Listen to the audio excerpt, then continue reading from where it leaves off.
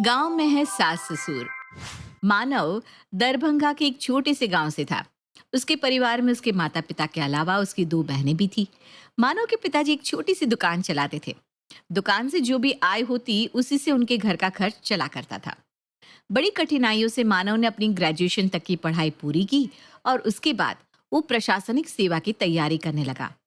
3 सालों तक दिन और रात की अथक मेहनत के बाद आखिर में मानव का चयन इनकम टैक्स ऑफिसर के लिए हो जाता है। मानव का एक बड़ी शासनिक सेवा में चयन हो जाने के बाद पूरे परिवार में बहुत ही खुशी का माहौल था। कुछ ही दिनों में मानव को दरभंगा से दूर दूसरे स्टेट में ट्रेनिंग के लिए जाना पड़ा। शुरुआत में कुछ समय तो वो माँ बाप से मिलने के लिए जल्दी जल्दी गांव जाता रहा, लेकिन ट्रेनिंग खत्म होने के बाद जैसे ही उसे पोस्टिंग मिली, उसके बाद छुट्टी मिल पाना उसके लिए बहुत कठिन हो गया, जिसके कारण अब वो अपने गांव दरभंगा बहुत कम जा पाता था। मानव बेटा, काफी समय हो गया तुझे गांव आए हुए। कब आएगा बेटा? माँ, पोस्टिंग मिल गई है, अब लंबी छुट्टी ले पाना बहुत मुश्किल हो गया है। आप एक काम करिए ना, आप और बाबूजी भी आकर यहीं मेरे साथ रहिए। इतना बड़ा बंगला मिला है मुझे सरकार से, आखिर किस काम आएगा। नहीं बेटा, हम अपना घर छोड़कर कहीं नहीं जा पाएंगे। कोशिश करो, 2-4 दिन की छुट्टी तो सभी को मिल जाती है। ऐसा तो नहीं होता बेटा कि नौकरी लग गई तो किसी को छुट्टी ही ना मिले। अरे माँ, आप कैसी बात करते हो? अगर आना संभव होता तो क्या मैं नहीं आता? मैं कोशिश कर रहा हूँ, छुट्टी मिल जाएगी तो मैं जरूर आ जाऊंगा। इसी तरह कुछ और दिन बीत जाते हैं।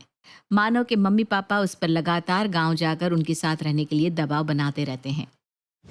बेटा, हमने तुझे पढ़ाया लिखाया, इस काबिल बनाया कि तू आज इतना बड़ा अफसर बन गया। और तू अफसर बनने के बाद माँ बाप से मिलने के लिए समय भी नहीं निकाल पा रहा है। पापा, आप मुझे गलत समझ रहे हैं। मैं एक बहुत ही बड़े जिम्मेदारी वाले पद पर हूँ। मेरे लिए 3 दिन की छुट्टी लेने का मतलब बहुत बड़ी बात है। और सरकार मुझे काम करने के लिए पैसे देती है, घर में बैठकर छुट्टियां मनाने के लिए नहीं। पद जितना बड़ा होता है, जिम्मेदारी भी उतनी ही बड़ी होती है पापा। ये बात आप क्यों नहीं समझते? आपको तो खुश होना चाहिए कि आपका बेटा इतने बड़े पद पर पहुंच गया है और देश की भलाई के लिए इतना काम कर रहा है।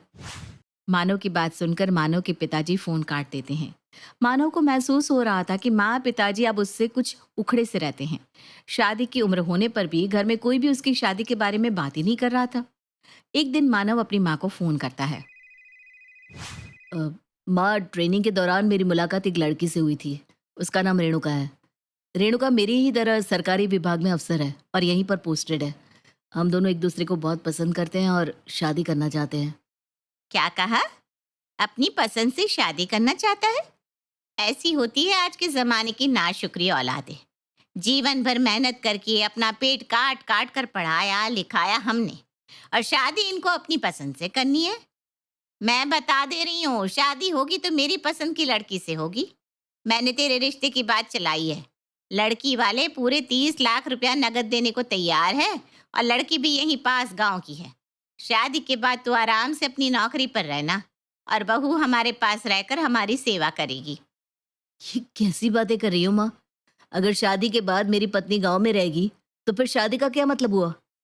मैं भी तो चाहता हूँ कि जब मैं पूरा दिन काम के बाद थक कर घर पहुंचूं तो कोई घर पर मेरा इंतजार कर रहा हो, जो मेरे साथ बैठकर एक कप चाय पिए। क्या मैं जीवन भर इतने बड़े बंगले में अकेला रहूंगा? देखो तो कैसी बेशर्मी से बात कर रहा है माँ के सामने। अभी तो शादी हुई भी नहीं, और अभी से बीवी को साथ ले जाने के लिए मरा जा रहा है। अब इससे क्या उम्मीद करे कि कल को अपनी पत्नी को हमारे पास सेवा करने के लिए छोड़ेगा? माँ, सेवा करवानी है तो मैं आपके लिए एक नौकर लगवा देता हूँ। आपका जो मन करे उससे वो काम करवा लेना। लेकिन बीवी सिर्फ सेवा करने के लिए नहीं होती है, वो मेरी जीवन साथी है। और अपने लिए जीवन साथी मैं अपनी पसंद से चुनूंगा, और हाँ, उसे अपने साथ ही रखूंगा। अरे नालायक, जब तू अफसर बना था ना, सबसे ज्यादा खुश तेरी माँ ही हुई थी। इसे लगा था अब बेटा सरकारी अफसर बन गया, बेटे की शादी में दहेज मिलेगा तो हमारी गरीबी दूर हो जाएगी। लेकिन इन्हें देखो, साहबजादे पहले ही अपना रिश्ता पक्का करके बैठे हैं। अब जब तुम सब कुछ तय कर ही चुके हो तो हमें फोन करके बताने की क्या जरूरत है? पापा, मुझे समझ में नहीं आ रहा, आपको दुख किस बात का है?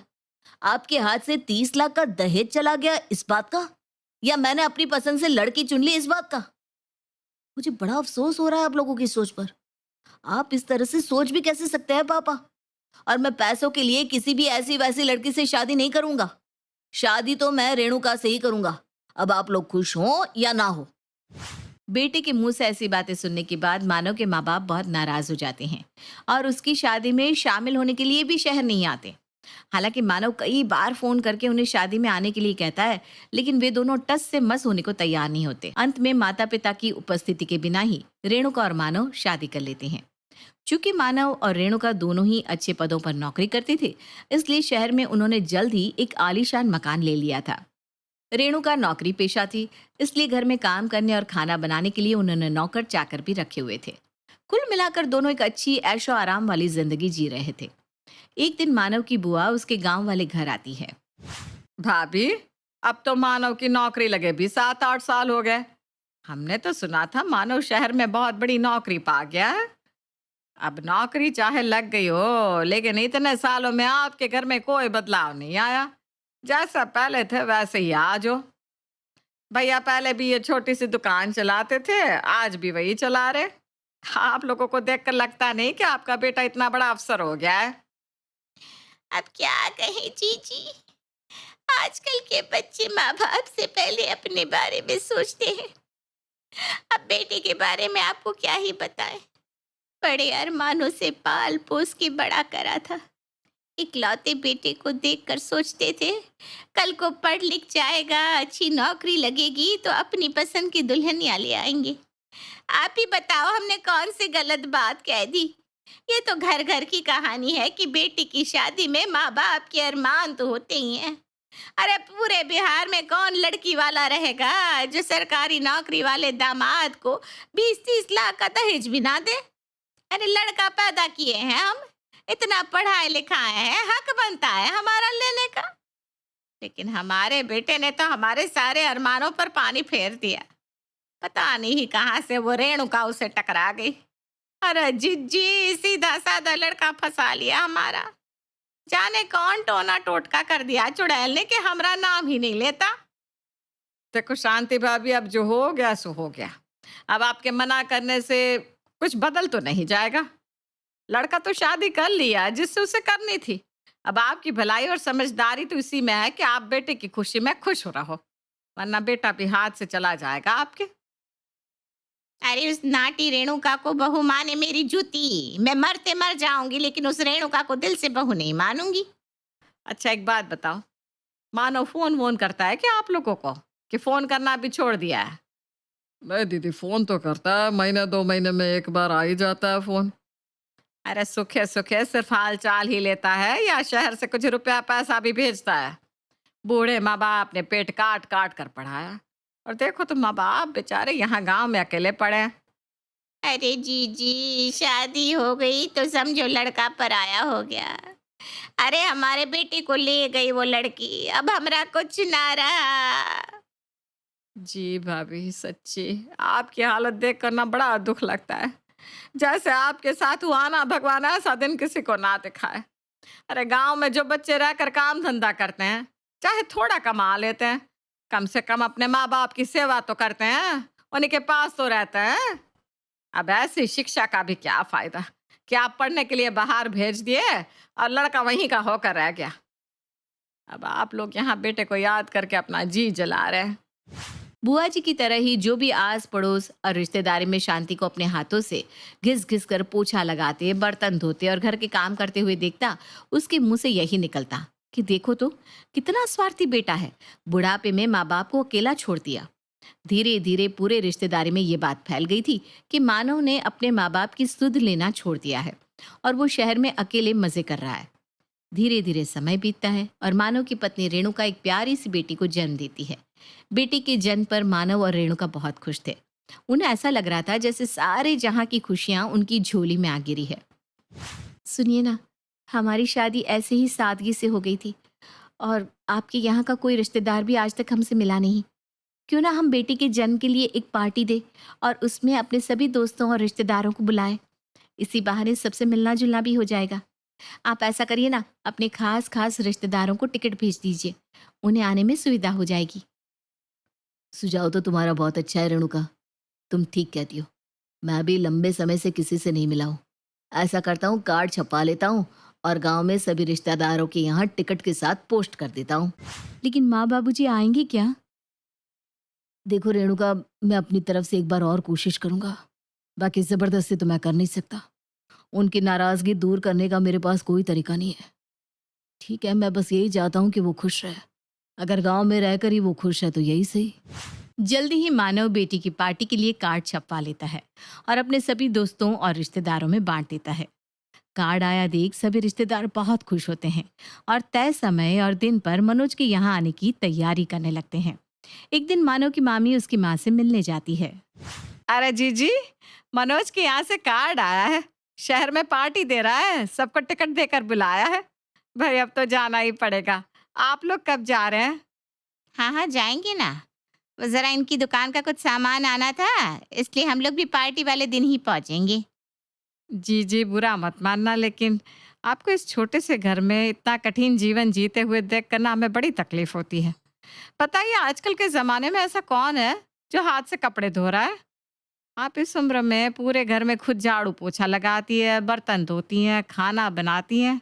आपकी सुध लेने वाला तो कोई भी नहीं है। कई बार तो मन में आता है कि आपकी ऐसी हालत इसीलिए है क्योंकि मानव आप लोगों को छोड़कर शहर चला गया। अगर वो भी हमारे बच्चों की तरह गांव में रहता और अपने पापा की दुकान संभालता, तो आज कम से कम घर के काम करने को बहू तो होती है आपके पास। बस भाभी, अपनी अपनी किस्मत है, सब अपनी किस्मत का भोग रहे हैं। हमारी किस्मत में यही सब लिखा है तो हम इसी तरह अपनी जिंदगी काट लेंगे। हम तो बस यही चाहते हैं कि बेटा बहू जहाँ रहे खुश रहे, अपने घर परिवार में आबाद रहे।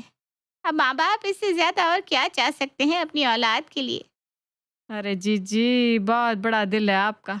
इतना सब कुछ किया आपके बेटा बहू ने आपके साथ, फिर भी आप उनके लिए आशीर्वाद ही निकाल रही हैं अपने मुंह से।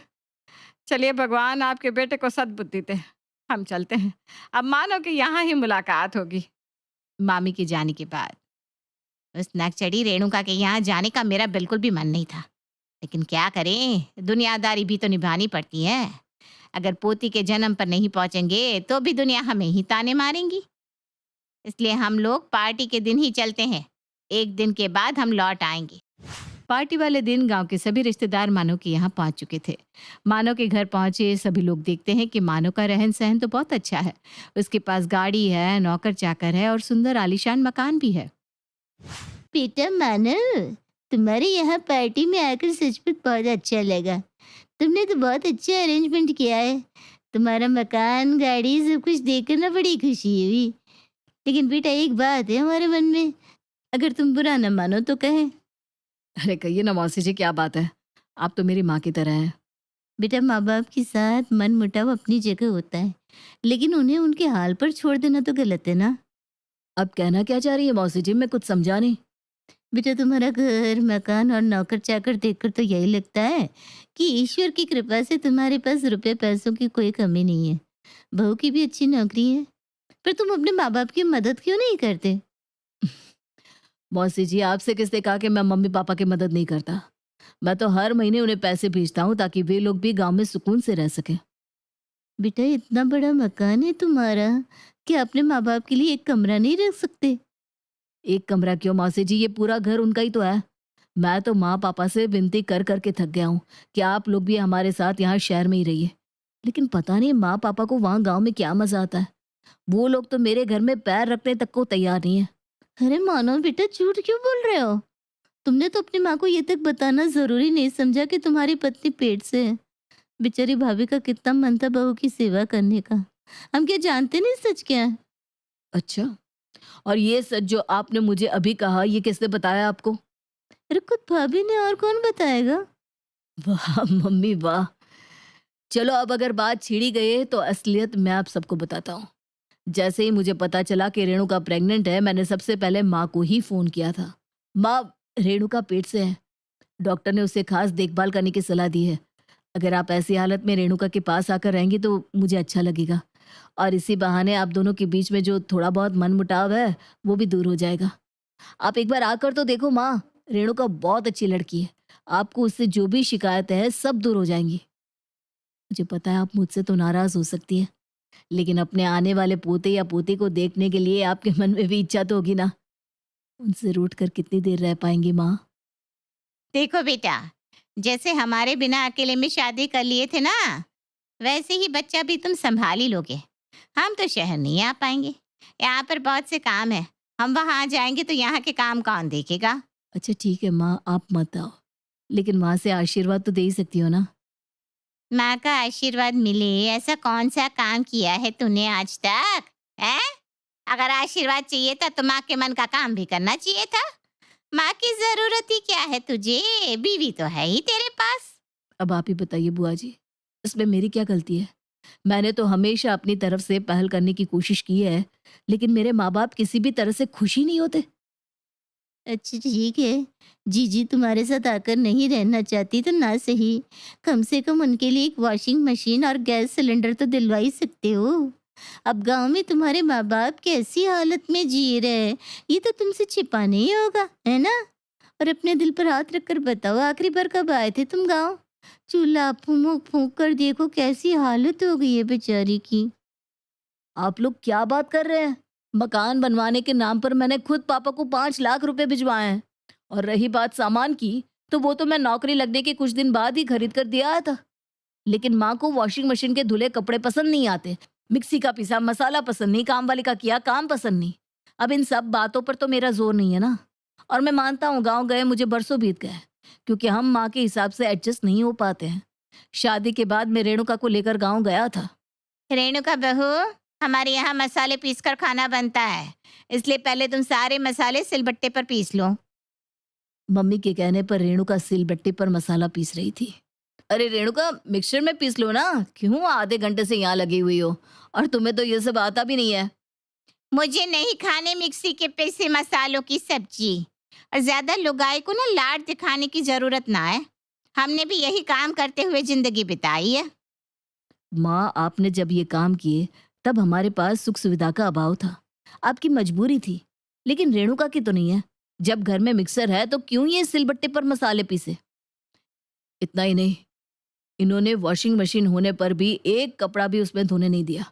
रोज माँ कपड़ों का ढेर उसके सामने लगा देती थी। गैस सिलेंडर होने पर भी जबरदस्ती उससे चूल्हे पर खाना बनवाने की जिद करती थी। माँ, वो शहर की लड़की है, ये सब काम उसने कभी नहीं किए। और जब वॉशिंग मशीन रखी जंग खा रही है तो सब काम हाथ से करने की जिद क्यों माँ?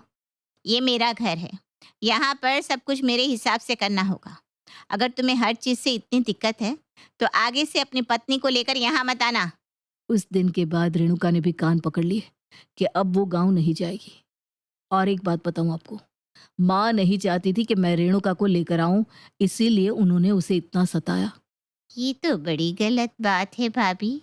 दोष आपके अंदर है और बुराई आप सारे जहां से बेटे की करती हो। ऐसी कौन सी माँ होगी जो बहू की गर्भावस्था में आने से मना कर दे? जब आपका बेटा हर महीने आपको पैसे भिजवा रहा है तो क्या जरूरत है आपको गांव में ऐसा जीवन जीने की? आप भी नौकर चाकर लगाओ, चैन और सुकून की जिंदगी जियो। लेकिन नहीं, आपको तो बेटे को बुरा साबित करना है ना, इसीलिए बरसों से ये नाटक कर रहे हैं। ये क्या जीजी, अगर आज हम यहाँ ना आए होते तो हमें तो सच्चाई कभी पता ही ना चलती, क्योंकि आपने तो गांव में यही बात फैला रखी है कि बेटा आपको पूछता ही नहीं, वो तो बस अपनी बीवी का होकर रह गया है। और जब मानव ने मकान बनवाने के लिए पैसे दिए ही हैं, तो आप क्यों उस खंडहर जैसे मकान में रह रही हैं? दीदी, अब आपकी सारी पोल खुल चुकी है। अब आप भी जिद छोड़िए और अपने जीवन में थोड़ा बदलाव लाइए। आपको मानव के साथ शहर में नहीं रहना, कोई बात नहीं, लेकिन आप जहाँ भी रहिए खुश तो रहिए और खुशी खुशी अपना जीवन बिताइए। बेटे को कोसना बंद कीजिए, वो आपका दुश्मन नहीं है।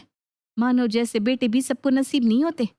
आपने उसके साथ कुछ खास अच्छा नहीं किया, उसके बाद भी वो अपना फर्ज निभाने में किसी तरह से पीछे नहीं रह रहा। रिश्तों की कदर करिए दीदी। सभी रिश्तेदारों के सामने अपनी पोल खुलती देख शांति को गुस्सा आ जाता है और वो अपने स्वभाव के अनुरूप गुस्से में पैर पटकती वहां से उठकर चली जाती है और शाम की ट्रेन से गांव वापस लौट जाती है।